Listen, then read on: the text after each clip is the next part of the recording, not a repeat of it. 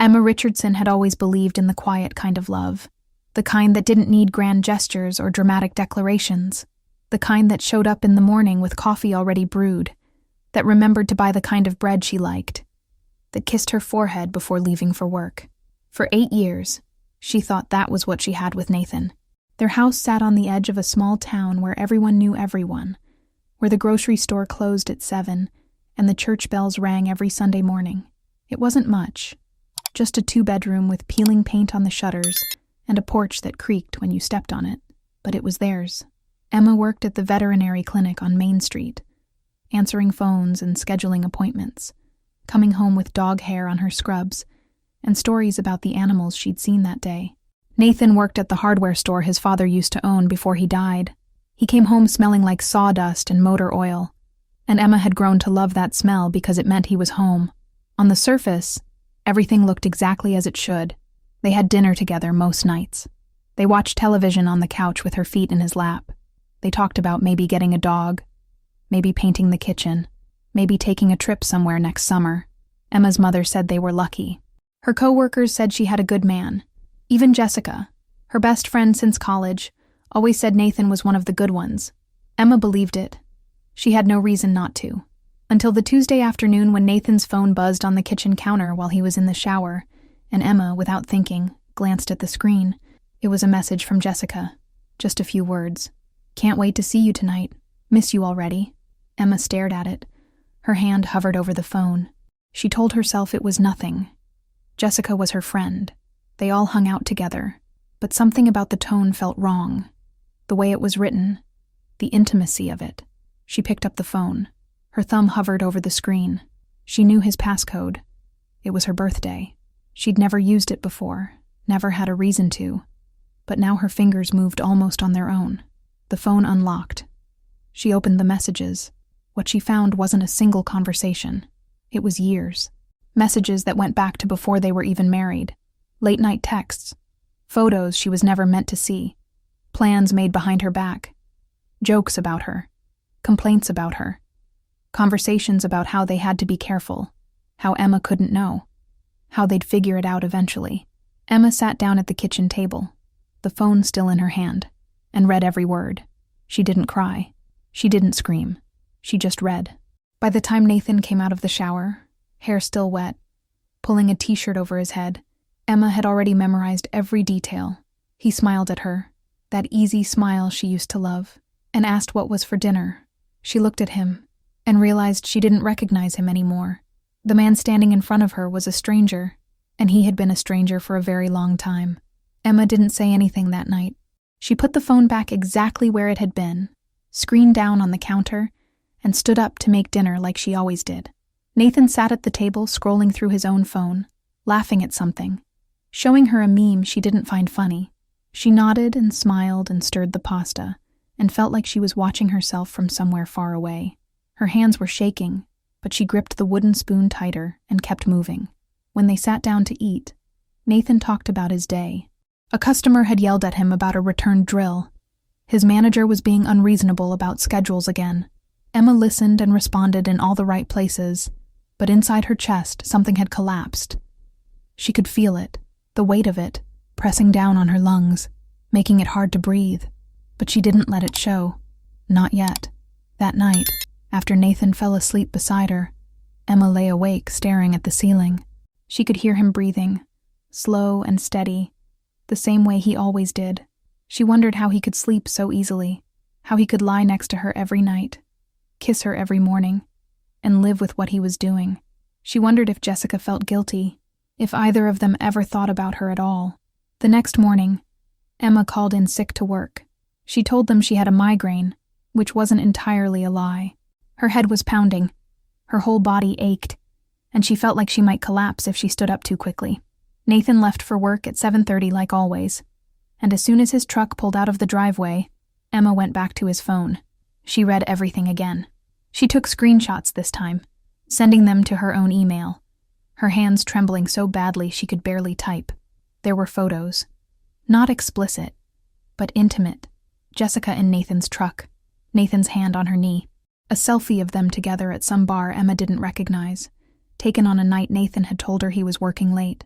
Emma found messages from months ago, from a year ago, from 2 years ago. She found conversations where they talked about her like she was an inconvenience, where Nathan complained that Emma was too emotional, too needy, too boring, where Jessica laughed and said she didn't know how he put up with it. Emma read until her eyes burned and her stomach turned and she thought she might be sick. For 3 weeks, Emma said nothing. She went to work. She came home. She made dinner. She smiled when Nathan kissed her. She listened to Jessica's voicemails asking if she wanted to grab lunch, if everything was okay, if she was mad about something. Emma didn't return the calls. She couldn't. Every time she heard Jessica's voice, she wanted to scream, but she didn't. She stayed silent.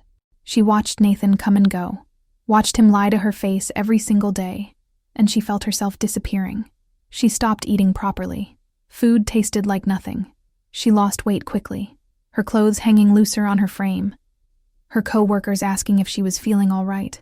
She cried in the bathroom at the clinic, locking herself in a stall and pressing her fist against her mouth so no one would hear. At night, she lay awake beside Nathan and imagined what it would feel like to just leave, to pack a bag and walk out and never come back. But she didn't know how. She didn't know where she would go, so she stayed, and the silence grew heavier, and the weight of it crushed her a little more each day. Emma finally confronted Nathan on a Thursday night in late October. The air had turned cold, and the house felt smaller somehow, like the walls were closing in. She had rehearsed what she would say 100 times in her head, but when the moment came, the words felt jagged and unnatural in her mouth. Nathan was sitting on the couch, remote in hand, flipping through channels without really watching anything. Emma stood in the doorway between the kitchen and the living room, her arms crossed over her chest, and she said his name, just once, quietly. He looked up at her, and maybe he saw something in her face, because his expression changed. The easy smile disappeared. He set the remote down slowly. She told him she knew. She didn't yell. She didn't cry. She just said it plainly, like she was reading from a script. She knew about Jessica. She knew about the messages. She knew it had been going on for years. Nathan didn't deny it. That was the worst part. He didn't try to explain or apologize or beg for forgiveness. He just sat there, looking at her with this blank, tired expression, and after a long silence he said, "I don't know what you want me to say, Emma." His voice was flat, emotionless, like she had just asked him about the weather. Emma felt something crack open inside her chest, something she didn't know could break any further. She told him she wanted a divorce. She told him to leave. And he did. He stood up, grabbed his jacket from the hook by the door, and walked out. No argument. No fight. He just left. The door closed behind him with a soft click, and Emma stood there in the middle of the living room, staring at the space where he had been, and realized she felt nothing. Not anger, not sadness, just a vast, hollow emptiness. The next few weeks were a blur. Nathan moved in with a friend, or maybe with Jessica. Emma didn't know and didn't ask. She filed for divorce through a lawyer her coworker recommended, signing papers that felt surreal, like they belonged to someone else's life. Jessica never called again. Emma had sent her a single text the day after Nathan left. It said, "I know everything. Don't contact me again." Jessica never replied. Emma blocked her number, deleted her from every social media platform, erased her from her life as completely as she could, but the damage was already done. The betrayal had carved out a space inside her that nothing could fill. She stopped going to places they used to go together. She avoided the coffee shop where they'd had their first date. She changed her route to work so she wouldn't pass the hardware store. She was trying to erase him, but everywhere she looked, there were reminders. Emma lost more weight, 6 pounds in 3 weeks, then 8, then 10. Her clothes hung off her like they belonged to someone else. Her face looked gaunt in the mirror, her eyes hollow and shadowed. People at work stopped asking if she was okay and started looking at her with pity instead, which somehow felt worse. She couldn't sleep. At night, she lay in bed staring at the ceiling, replaying every moment of the last 8 years, searching for signs she had missed, clues she should have seen. She tortured herself with questions that had no answers. How long had they been laughing at her? How many times had they been together while she was at work? In her house? In her bed? Did Nathan ever love her at all? Or had she just been convenient? The questions consumed her. eating away at her from the inside, until she felt like a shell of the person she used to be. She stopped answering her mother's calls. She stopped making plans. She stopped pretending she was fine, because she wasn't fine. She was drowning, and no one could save her. 2 months after Nathan left, Emma made a decision. She couldn't stay in that house anymore. Every corner held a memory she didn't want. Every room echoed with conversations that now felt like lies. She couldn't walk past the couch without remembering the night she confronted him. She couldn't sleep in the bed they had shared. She couldn't look at the kitchen table without seeing herself sitting there, reading those messages for the first time. Her entire world collapsing around her. She needed to leave. Not just the house, but the town, the life, everything. She needed to go somewhere no one knew her name, where no one would look at her with sympathy or judgment, where she could disappear, and maybe, eventually, find a way to breathe again. Her Aunt Margaret lived in a town called Greenfield, about 400 miles north. Emma had only met her a handful of times at family gatherings, but when she called and explained, in a voice that barely held together, that she needed somewhere to go, Margaret didn't ask questions. She just said, "Come stay as long as you need." Emma booked a train ticket for the following week. She sold most of her furniture to a couple who answered an ad online. She packed what little she wanted to keep into 2 suitcases and 1 small duffel bag. Clothes, a few books, a photo of her grandmother, everything else she left behind. She didn't want it. She didn't want any of it. The house, the memories, the life she thought she had, it all felt contaminated now, ruined by the truth of what it really was. The morning she left, Emma stood on the porch for a long time, looking at the house one last time. The paint was still peeling. The porch still creaked under her feet, but it didn't feel like home anymore. It felt like a place where someone else had lived, someone naive and trusting and foolish. Emma locked the door, put the key under the mat for the landlord to collect, and walked away. She didn't look back. The train station was small, just a single platform with a few benches and a ticket booth that was barely ever staffed. Emma arrived 2 hours early. She didn't know why. Maybe she was afraid she'd change her mind. Maybe she just didn't have anywhere else to go. She sat down on one of the cold metal benches, her suitcase beside her, and stared at the empty track stretching out into the distance. It was late afternoon, and the light was fading, casting long shadows across the platform. The air smelled like diesel and rust, and something faintly sweet, like flowers dying somewhere nearby. Emma pulled her coat tighter around herself and tried not to think. She tried not to feel. She just sat there, waiting, watching the sky turn from blue to gray, to a deep, bruised purple. The train was delayed, first by 30 minutes, then an hour, then 2. Emma didn't care. She had nowhere to be, no one waiting for her. She thought about the life she was leaving behind and felt nothing. She thought about the life ahead of her and felt even less. She was hollow, empty, a woman without a past or a future, just sitting on a bench in a train station, waiting for something she couldn't name. And then, across the platform, she saw him, a man sitting alone with a worn backpack at his feet and a notebook open in his lap. He was drawing something. She couldn't see what, but when he looked up and their eyes met for just a moment, he smiled. It was a small, hesitant smile, almost apologetic, and then he looked away. Emma felt something stir inside her, something she thought had died. Not hope, exactly, but a flicker of something, a crack in the numbness, and for the first time in months, she wondered if maybe, just maybe, there was still something left to feel. Emma didn't know why she kept watching him. Maybe it was because he was the only other person on the platform, and the silence between them felt less suffocating than the silence inside her own head. Maybe it was because he seemed so absorbed in what he was doing, so focused, and she envied that ability to lose yourself in something. Or maybe it was just because he had smiled at her, and no one had smiled at her in so long that she'd forgotten what it felt like to be seen. He sat across from her, maybe 30 feet away, his legs stretched out in front of him, one ankle crossed over the other. His backpack looked old, the kind that had been everywhere, with frayed straps and patches sewn over tears. His notebook was balanced on his knee, and his hand moved steadily across the page, pausing occasionally, tilting his head as if considering something, then continuing. Emma wondered what he was drawing. She wondered if it mattered. The sky had darkened completely now, and the platform lights flickered on, casting a pale yellow glow that made everything look grainy and unreal. The air had grown colder, and Emma could see her breath when she exhaled. She pulled her coat tighter and tucked her hands into her pockets. Her phone buzzed in her bag. Probably her mother calling again, but she didn't reach for it. She just sat there, watching the man across the platform, and feeling something she couldn't quite name. Not attraction, exactly. Not curiosity, even.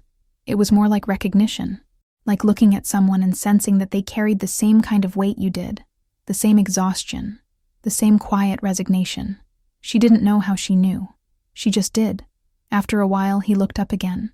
This time their eyes met and held for a moment longer. Emma felt herself tense, waiting for him to look away, but he didn't. Instead, he closed his notebook slowly, carefully, like it was something precious, and set it down beside him. He didn't stand up. He didn't walk over. He just looked at her with an expression that was hard to read. Not pity, not interest, just acknowledgement, like he was saying, without words, "I see you. I know what it's like." And then, just as quietly, he looked away again, picked up his notebook, and went back to drawing. Emma felt something loosen in her chest. She didn't know what it was. Relief, maybe, or gratitude. Someone had looked at her and hadn't asked if she was okay, hadn't offered empty reassurances, hadn't tried to fix her. He had just seen her, and that was enough. The train finally arrived an hour later, its headlights cutting through the darkness, the screech of brakes loud and jarring after so much silence. Emma stood up, grabbed her suitcase, and joined the small handful of passengers boarding. She found a seat near the window and pressed her forehead against the cold glass, watching the platform disappear as the train pulled away. She didn't see if the man got on. She didn't look for him. But as the train picked up speed and the town she was leaving behind faded into darkness, she thought about that smile, that brief, uncertain smile, and she thought that maybe, somewhere in the world, there were still people who understood what it meant to be broken, people who didn't need explanations or apologies, people who just knew. She closed her eyes and let the rhythmic clatter of the train lull her into something that wasn't quite sleep, but wasn't quite waking either. And for the first time in months, she didn't feel completely alone. Greenfield was smaller than Emma expected, quieter, the kind of town where people still said good morning to strangers, and the local diner knew your order by the second visit. Aunt Margaret lived in a modest house on a tree-lined street where the sidewalks were cracked and uneven, and children rode bicycles in lazy circles. She welcomed Emma with a hug that lasted too long and didn't ask any questions. She showed Emma to the guest room, a small space with pale blue walls and a bed covered in a quilt that smelled faintly of lavender. Emma unpacked her 2 suitcases and tried not to think about how little she had brought with her, how little was left of the life she used to have. That night, she lay in the unfamiliar bed and listened to the sounds of a town she didn't know, and wondered if she would ever feel like herself again. The first week, Emma barely left the house. She helped Margaret in the garden, pulling weeds and watering plants, letting the repetitive motions quiet her mind. She cooked meals she barely ate. She read books she couldn't focus on. She existed, but she didn't live. Margaret didn't push. She just moved around Emma with a gentle patience, offering tea and conversation when Emma seemed ready, and silence when she didn't. By the second week, Margaret suggested Emma might want to get out of the house. There was a bookstore in town, she said, a little used bookshop that was always looking for help. Nothing permanent, nothing demanding, just something to fill the hours. Emma agreed, not because she wanted to, but because she didn't know what else to do. The bookstore was called Chapter and Verse, tucked between a bakery and a laundromat on the main street. It was narrow and cluttered, with shelves that reached the ceiling and stacks of books piled on every available surface. The owner, an older woman named Diane with silver hair and reading glasses on a chain, hired Emma on the spot. The pay was minimal, the hours flexible, and the work undemanding. Emma spent her days shelving books, dusting covers, ringing up the occasional customer. It was quiet, simple, exactly what she needed. She liked the smell of old paper and worn leather. She liked the way sunlight filtered through the front windows in the afternoon, casting golden rectangles across the floor. She liked that no one here knew her story. No one looked at her with pity or curiosity. She was just Emma, the new girl at the bookstore. And that was enough. 3 weeks passed. Emma fell into a routine. She woke early, walked the 6 blocks to the bookstore, worked until closing, then walked home. She ate dinner with Margaret, helped clean up, then retreated to her room. It wasn't a life exactly. It was more like a pause, a holding pattern. But it was bearable. And then, on a Tuesday afternoon in late November, the door chimed and a man walked in. Emma looked up from the register, and her breath caught. It was him, the man from the train station. He was wearing the same worn jacket, carrying the same backpack, and when he saw her, he stopped. For a moment, neither of them moved. Then, slowly, he smiled, that same small, hesitant smile, and Emma felt something she hadn't felt in a very long time. Not hope, not yet, but possibility. The faintest flicker of it. He walked toward the poetry section without saying anything, and Emma watched him go, her heart beating faster than it should. She didn't know if he recognized her. She didn't know if he remembered. But she remembered, and when he came back to the counter 20 minutes later, holding a worn copy of Mary Oliver poems, and asked if she could recommend anything else, Emma heard herself say yes, and for the first time since everything fell apart, she smiled back. His name was Owen Mitchell, and he came back to the bookstore the next day, and the day after that. At first, Emma thought it was coincidence, that maybe he was new in town too, and didn't have anywhere else to go. But by the 4th visit, she realized he was coming to see her. He never said it outright. He would browse the shelves for a while, pick up a book or two, sometimes buy something, sometimes not. Then he would make his way to the counter and they would talk. Small things at first. The weather, the town, books they'd read or wanted to read. His voice was quiet, measured, like he was choosing each word carefully. Emma found herself looking forward to those conversations, to the way he listened when she spoke, like what she was saying actually mattered. It had been so long since anyone had listened to her like that. On his 5th visit, Owen asked if she wanted to get coffee after her shift. Emma hesitated. Her first instinct was to say no, to make an excuse, to retreat back into the safety of her isolation. But something in his eyes stopped her. There was no pressure there, no expectation, just a simple invitation. She heard herself say yes before she could talk herself out of it. They went to a small cafe 2 blocks from the bookstore, a place with mismatched chairs and chipped mugs and a chalkboard menu that hadn't been updated in months. They sat by the window and talked for 2 hours. Owen told her he'd been traveling for a while, doing odd jobs, moving from town to town. He didn't explain why. Emma didn't ask. She told him she'd recently moved to Greenfield to stay with her aunt. She didn't mention Nathan. She didn't mention the divorce. She kept that part of herself locked away, hidden, because she didn't know how to talk about it without breaking open again.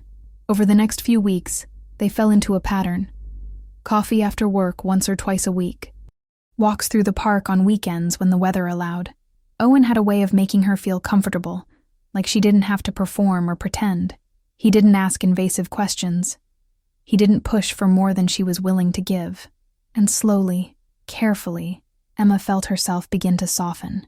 But every time Owen got too close, every time his hand brushed against hers or he smiled at her in a way that made her stomach flip, she would pull back. She couldn't help it.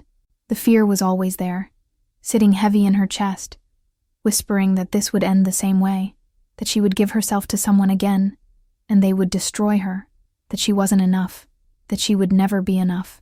One evening in early December, they were walking through the park as the sun set, the sky streaked with pink and orange. Owen reached for her hand, and Emma froze. She pulled away instinctively, wrapping her arms around herself. Owen stopped walking and turned to face her. He didn't look hurt or frustrated. He just looked at her with that same patient understanding he always had. Emma felt tears prick at the corners of her eyes. She tried to speak, but the words caught in her throat. Finally, she managed to say, "I'm sorry. I can't." Owen nodded slowly. He didn't ask why. He didn't tell her it was okay or that she didn't need to be afraid. He just said, "I'm not going anywhere, Emma." And then he took a step back, giving her space, and they continued walking side by side in silence. Emma didn't know if she believed him. She didn't know if she could, but something about the way he said it, the quiet certainty in his voice, made her want to try. It was a Friday night in mid-December when Owen finally told her his story. They were sitting on the front porch of Margaret's house, wrapped in blankets, watching the rain come down in sheets. Margaret had gone to bed early, and the street was empty and dark, except for the glow of the streetlights reflecting off the wet pavement. Emma had made tea, and they sat in the old wicker chairs that creaked every time they moved. The rain was loud, drumming against the roof and the sidewalk, and for a long time neither of them spoke. Emma liked the quiet between them. It didn't feel awkward or strained. It felt like they were both holding something heavy and didn't have the words for it yet. Owen broke the silence first. He said her name softly, like a question, and when Emma looked at him, she saw something in his face she hadn't seen before. Vulnerability. Raw and unguarded. He told her he needed to tell her something, that he'd been carrying it for a long time and it felt dishonest not to share it with her. Emma's heart started to race. She braced herself, expecting the worst, expecting him to say he was leaving, or that he'd lied about something, or that there was someone else. But instead, Owen told her about Rachel, his fiancée, the woman he was supposed to marry 4 years ago. They'd been together for 3 years, planning a future, talking about children and houses and growing old together. Everything had been arranged, the venue, the flowers, the guest list, and then, a week before the wedding, Rachel had called him. She was crying, she told him. She was so sorry, but she couldn't marry him. She was in love with someone else. His best friend, his best man. Owen's voice was steady as he told the story, but Emma could hear the pain underneath it, the scar tissue that had formed over a wound that never fully healed. He told her how he'd fallen apart after that, how he couldn't eat, or sleep, or think, how he'd quit his job at the architecture firm where he'd worked for 5 years, how he'd sold everything he owned and bought a one-way ticket to somewhere he'd never been. He spent 2 years drifting, working construction jobs, bartending, sleeping in hostels and cheap motels. He didn't know what he was looking for. He just knew he couldn't stay in the place where everything had collapsed.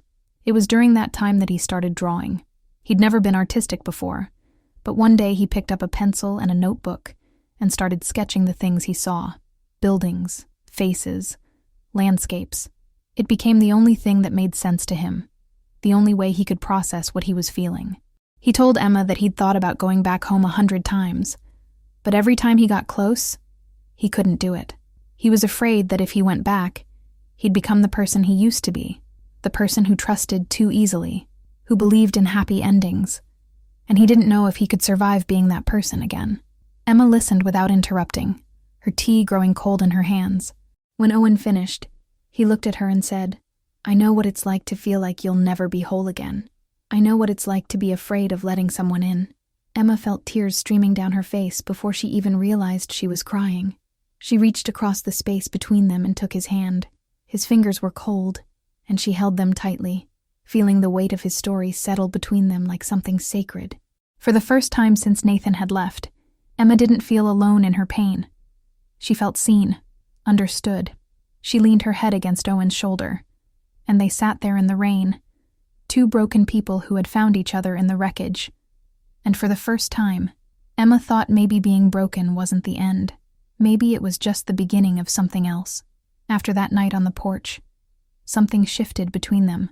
Emma stopped pulling away. She stopped waiting for Owen to hurt her, stopped bracing herself for the inevitable betrayal that never came. It wasn't immediate, this shift.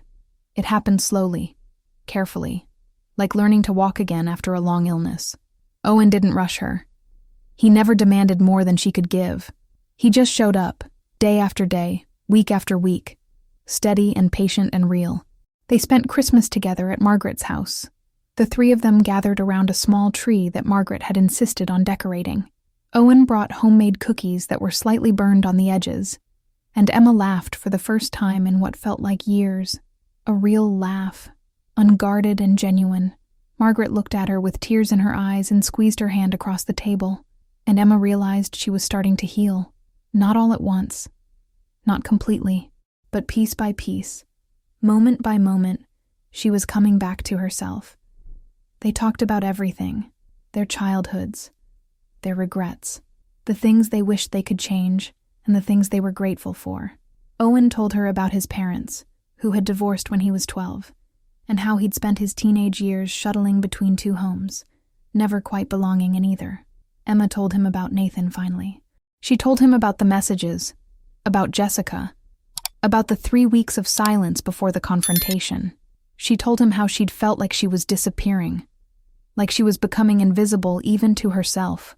Owen listened without judgment, without trying to fix her or offer empty platitudes. He just held her hand and said, "You're not invisible to me." And Emma believed him.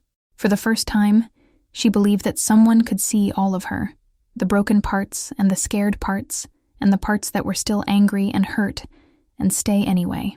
Winter turned to spring, and they built something together that neither of them had expected. It wasn't the kind of love that felt desperate or all-consuming. It was quieter than that, steadier. It was the kind of love that showed up in small gestures. Owen bringing her coffee in the morning before she left for work. Emma leaving notes in his backpack when she knew he'd be out sketching in the park. They talked about their fears openly, without shame. Owen admitted that sometimes he still woke up in the middle of the night, convinced that Emma would leave. Emma admitted that sometimes she still checked his phone when he wasn't looking, hating herself for it but unable to stop. They didn't pretend to be healed. They didn't pretend that their pasts didn't still haunt them, but they were honest about it. And that honesty became the foundation of something real. One Sunday morning in April, they were in the small kitchen at the back of Chapter and Verse. Diane had given Emma a key months ago, trusting her to open the store on weekends. Owen had started spending mornings there with her, sitting at the old wooden table by the window, sketching while Emma organized inventory. The sunlight streamed through the dusty glass, illuminating the steam rising from their coffee cups. Emma was humming softly to herself, something she hadn't done in years, when Owen said her name. She turned to find him holding his notebook open, and when she looked down at the page, her breath caught. It was a drawing of her. Not as she was now, but as she had been that day at the train station. Sitting alone on the bench, her suitcase beside her face turned toward the horizon with an expression of such profound sadness that it hurt to look at. But there was something else in the drawing too, something in the way Owen had captured the light falling across her shoulders, the way her hands were folded in her lap. It wasn't just sadness, it was strength, resilience, the quiet determination of someone who had been broken but refused to stay that way. At the bottom of the page, in Owen's careful handwriting, were the words, "The day hope came back." Emma looked up at him with tears in her eyes, and Owen reached across the table and took her hand. And in that moment, surrounded by old books and morning light, and the man who had seen her at her lowest and stayed, Emma finally understood what it meant to be loved. They were married on a Saturday in late September, exactly 1 year after they met. It wasn't a grand affair. They didn't want that. Neither of them needed the spectacle or the performance. They wanted something small and honest, something that felt like them. The ceremony took place in Margaret's backyard, under the old oak tree that had stood there for decades, its branches heavy with autumn leaves just beginning to turn gold and red.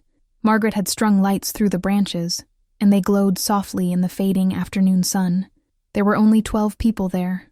Margaret, Diane from the bookstore, a few of Owen's friends from town, Emma's mother, who had driven 8 hours to be there and cried through the entire ceremony, and a local musician who played guitar, his fingers moving gently over the strings, filling the air with a melody that felt both melancholic and hopeful.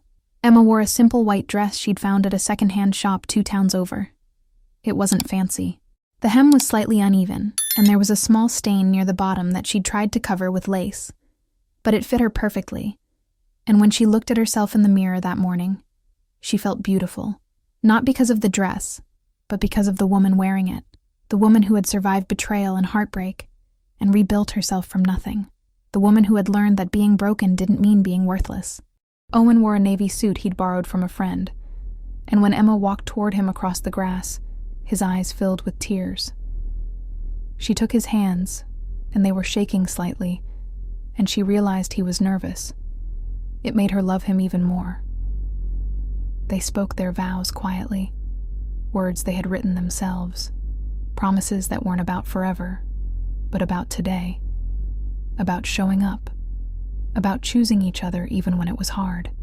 When the officiant said they could kiss, Owen cupped her face in his hands and pressed his forehead against hers for a long moment before their lips met, and Emma felt something inside her settle, a peace she hadn't known she was searching for.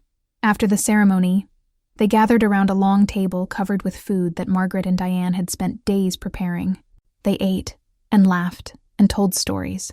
And as the sun dipped below the horizon and the lights in the tree glowed brighter, Emma looked around at the faces of the people who had helped her find her way back to herself, and she felt overwhelmingly grateful. Owen squeezed her hand under the table, and when she looked at him, he was already looking at her with that same expression he'd had at the train station all those months ago, like he saw her, really saw her, and wasn't afraid of what he found. Later, when everyone had gone home and the yard was quiet except for the sound of crickets, Emma and Owen sat together on the porch steps, her head on his shoulder, his arm around her waist. The night was cool and clear, the stars scattered across the sky like broken glass catching light. Emma thought about the woman she had been a year ago, sitting on that train platform, hollow and hopeless, convinced that her life was over. She thought about Nathan and Jessica, and the betrayal that had shattered her, and she realized that if given the choice, if she could go back and undo it all, she wouldn't, because that pain had led her here, to this moment, to this man, to this life. Owen pressed a kiss to the top of her head and whispered, "You okay?" Emma smiled, a real smile, full and unguarded, and said, "Yeah, I really am." And she meant it. For the first time in longer than she could remember, she meant it. The betrayal hadn't been the end. It had been the beginning, the catalyst that pushed her out of a life that was slowly killing her and into one where she could finally breathe, where she could finally be seen, where she could finally be loved. Not despite her scars, but because of them, because those scars meant she had survived. And survival, Emma had learned, was its own kind of victory.